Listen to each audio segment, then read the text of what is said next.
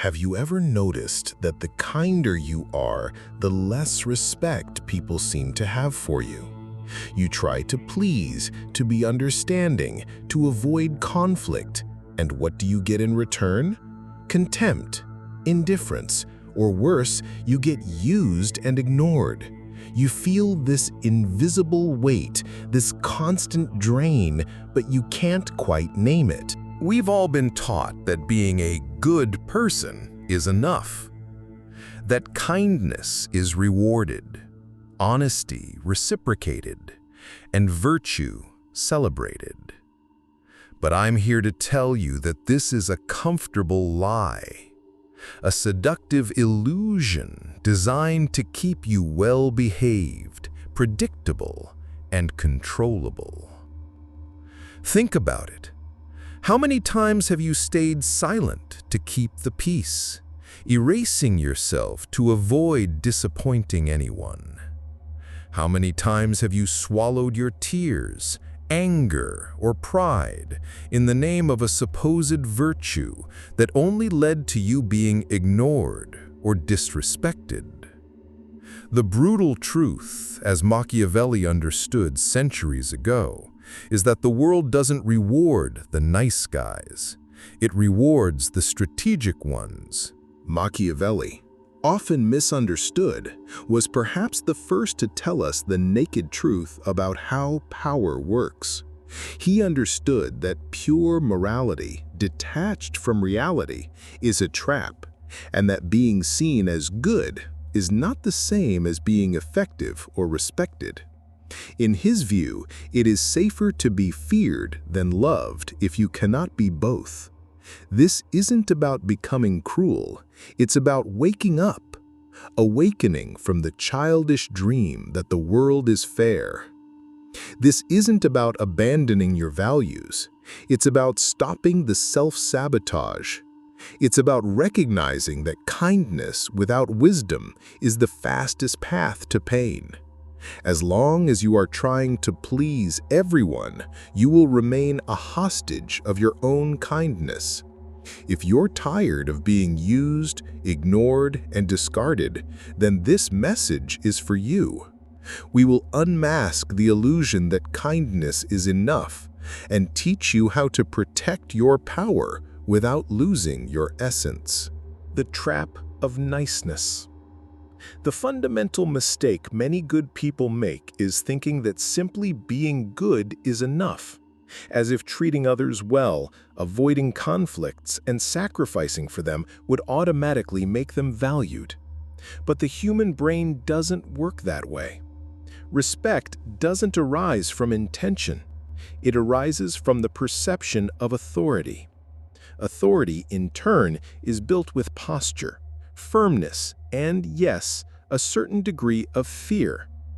Psychology has long shown that human beings react to clear boundaries. When someone sets limits, speaks with conviction, and doesn't hesitate to withdraw from abusive situations, the message conveyed is simple: not with me. The other person's brain registers this as a barrier, a territory not to be crossed without caution. Conversely, people who constantly say yes when they mean no, who over-explain, who smile to avoid conflict, or who remain silent to keep the peace, convey permission. And where there's too much permission, abuse is born. Machiavelli warned that people quickly forget favors, but they never forget who makes them think twice before crossing the line. This applies not only to leaders, but also to you, in your work, friendships, and relationships. The illusion of niceness often stems from a validation dependency. We become accustomed to being the nice one, the one who gives in, the one who listens and understands even when others don't deserve it. We confuse being peaceful with being passive. Carl Jung referred to this as self-abandonment, where you emotionally abandon yourself to sustain the image of someone good, pleasant, and loved. The cost is immense. You lose the respect of others, and worse, you lose respect for yourself. Machiavelli's insight was clear. Being good is not being weak, but being good without wisdom is the fastest path to pain. The world values power, security, and the ability to make tough decisions, not just purity of heart. If you don't have power, your kindness is irrelevant. It's time to stop being a lamb in a world of wolves. The psychological roots of people-pleasing. This unhealthy desire to be accepted all the time isn't something you're born with, it's conditioned from childhood. We learn that acceptance comes at a price, giving up parts of ourselves, forced smiles, swallowed desires, silenced opinions. Phrases like, "Don't do that, it's ugly," "Be nice," or "Don't respond," etch themselves into our minds, molding us to fit others' expectations. This adaptation turns into submission. At its core, this people-pleasing stems from fear. Fear of rejection, fear of not being loved, fear of being seen as a bad person, fear of being who you really are, with desires, anger, boundaries, and a voice. This fear transforms into a mask, an unconscious strategy to avoid the pain of rejection. This mask suffocates your authenticity, your power, and your dignity. Carl Jung offers profound insights into these hidden dynamics. He identified the persona as the social mask we wear to adapt to the world. While necessary for social roles, the danger arises when you identify too much with this mask, forgetting who you truly are and disconnecting from your essence. The bearer of the persona lives to appear perfect, but behind this facade, there's often a soul in ruins. Even darker is the concept of the shadow. This is everything you've repressed, hidden, or denied within yourself. Unacceptable desires, forbidden emotions, contained anger, even healthy ambition or assertiveness. What you reject doesn't disappear. It gains strength in your unconscious. Jung famously said, "Until you make the unconscious conscious, it will direct your life, and you will call it fate."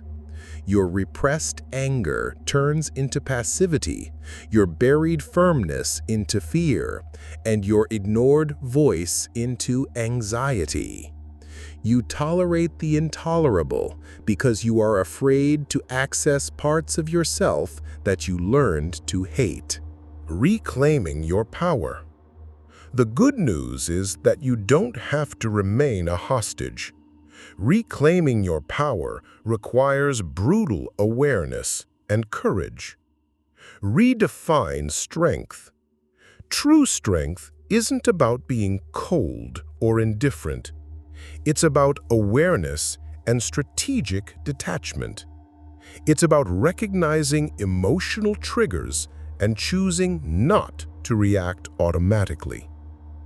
Embrace the power of no. This is perhaps the most fundamental act of self-respect. You've been conditioned to believe that saying no is selfish, but it's a declaration of your boundaries, your value, and your well-being. A calm, firm, non-negotiable no has more power than 1,000 justifications. When you say no to the world, you say yes to yourself. Cultivate strategic detachment. Learn to emotionally distance yourself from situations without losing empathy. Observe without immediately getting involved, and pause to think before reacting to emotional urgency. Manipulators rely on you feeling, not thinking. become unpredictable. Manipulators work with predictability. They map your responses. Break this pattern. Say no when they expect yes. Disappear when they expect you to insist, or stay silent when they expect a confrontation. This disarms them and forces them to reveal their true intentions. Master strategic silence. Nietzsche saw silence not as an absence of noise, but as an overwhelming presence. Silence disconcerts and destabilizes. It forces the other person to confront themselves, revealing their own noise and insecurities. It is not passivity, it is absolute control of one's own energy. Every spoken word is a revealed move. Every emotional reaction is an exposure of a weak point. When you don't react, you break the cycle. Manipulators who thrive on emotional control panic without your response. Silence can be your most powerful weapon, allowing you to win without saying a single word. Maintain emotional control. The one who loses control, who reacts impulsively or is carried away by anger or anxiety, becomes predictable, manipulatable, and weak.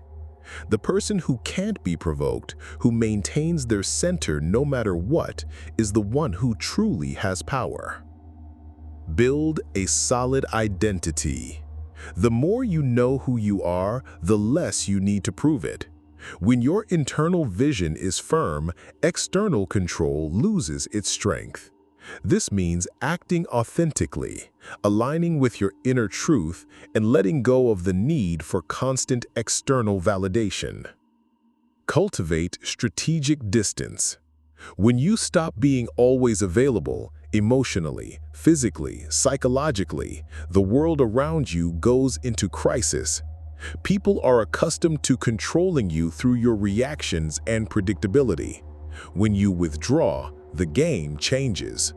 No one respects what they don't have to earn. No one values what is always there. Your choice. You now understand that your niceness might be killing your power. Not because kindness is inherently bad, but because it's often used as a mask, a defense mechanism, or a form of submission. You now see the trap, how society, manipulators, and even your own past conditioning have shaped you to be predictable, compliant, and emotionally dependent. The choice before you is clear. You can continue living as you have, distracting yourself, seeking the next dose of validation, ignoring the growing sense of emptiness inside you. Or you can decide to take back control of your mind, build a purpose, and become someone who is not easily manipulated. Machiavelli's brutal truth still echoes. In the game of power, there is no neutrality. Either you dominate the emotional field or you will be dominated by it. You will be the prince of your own life or you will be the prisoner. This path requires courage. It means swimming against the current of collective anxiety. It means letting go of comfortable illusions, confronting your own shadows, and accepting that true freedom often comes with loneliness and resistance. But in return, you will gain something priceless: integrity, clarity, and presence. You will become someone who commands respect, not by shouting, but because your very existence commands silence. It's time to stop trying to be loved and start demanding to be respected. This doesn't mean becoming cold. It means becoming whole. Someone who gives because they want to, not because they are afraid of losing. Someone who loves deeply but does not accept being used. Someone who knows how to withdraw at the exact moment and who, for that reason, is never underestimated again. Start today. Observe your triggers. What makes you give in? What makes you silent? Practice saying no, firmly, without justification. Cultivate strategic silence. Don't respond immediately. Prioritize yourself in your schedule. Replace reactivity with pause. Rebuild your confidence outside others' influence. As Carl Jung said, the privilege of a lifetime is to become who you really are. And Machiavelli reminds us that the world respects those who respect themselves. So I ask you now, are you ready to pay the price of being you? Are you ready to stop being nice and start reclaiming your power? If this resonates with you, take the first step. Choose one boundary you've been avoiding and set it today. Your future self is counting on the decision you make right now.